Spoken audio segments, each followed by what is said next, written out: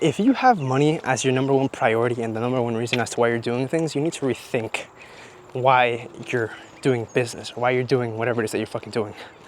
I think money can be a great motivator and a great way of incentivizing people. But if you make money the only reason and the only purpose as to why you started that business or why you're doing whatever it is that you're doing, you're gonna fucking fail. Don't get me wrong, you might achieve that certain outcome or certain goal of you achieving certain amount of money or achieving that amount of money, but think about it. Once you do achieve that, monetary goal, what comes after? Once you hit 10K a month, you're gonna what? You're gonna wanna hit 50K a month. I believe you need to be content with where you are. Now, I'm saying I don't think people should become lazy. I think everyone should always strive for more. Me personally, I'm always aiming for more, but I don't have money as my number one, my number one motivation. I don't let material things drive me. On the contrary, I think materialistic things are fantastic. Don't get me wrong. I want the nice watches. I want the nice houses. They are things that I will be acquiring as I go, but they're not the reason as to why I'm doing this. The reason as to why I'm doing this is because I want to take care of my loved ones and I want to see a change in the world. I'm not going to say what my number one goal is because it's going to be pissing off a lot of fucking people. And I might make a video on the real reason. I guess one of the main reasons is because I want to take care of my parents, my loved ones. That's like a given, and I want to have freedom. But one of my new biggest targets as to why I want to become a billionaire, and I know people are like, oh, billionaires are billionaires are bad, billionaires are this, that. No. If you knew why I wanted to become a billionaire, you would understand. Yeah, you would be on board with me. But that's a different topic for a different day. If I do, it's gonna piss off the wrong people, and I don't know what's gonna happen. So I'd rather just keep it to myself right now. In the future, I probably will make a video on that. But back to what I was saying about having money be your number one priority. You need to have something in front of money. Me, personally, I have my God, number one. That's the number one motivator for me. That's the number one beacon of light, that I have God.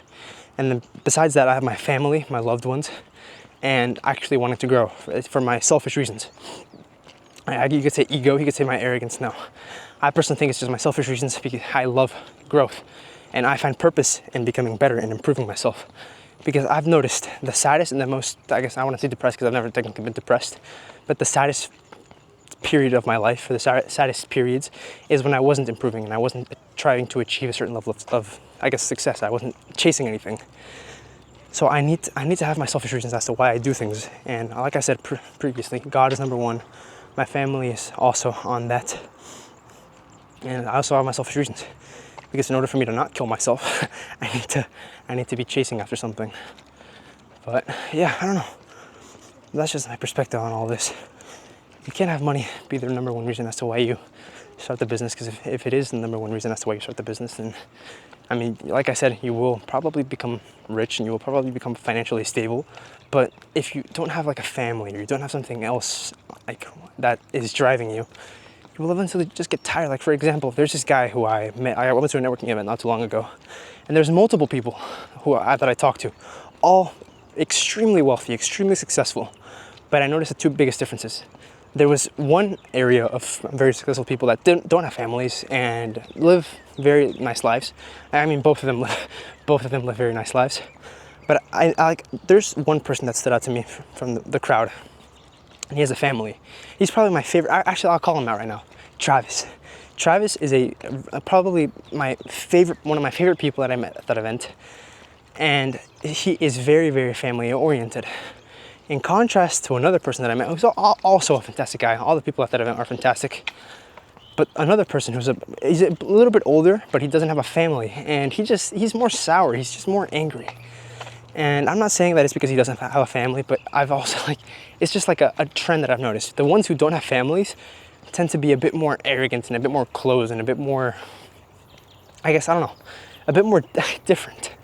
Versus in contrast, the ones who do have families, Ken McElroy, for example, Travis Hayes, those guys are I love them to death because they're they're fantastic people. You could see it in with the way that they speak. I had dinner with Travis. And you can see it. He's just a fantastic guy. And a trend is that they all have families. There probably are some exceptions. There are other people who don't have families and still fantastic people. But what I'm trying to get here is Travis and Ken seem happier because they have families and they have they have other goals just besides growing the business, in contrast to other guys who just have the business and that's the only thing that's driving them to grow.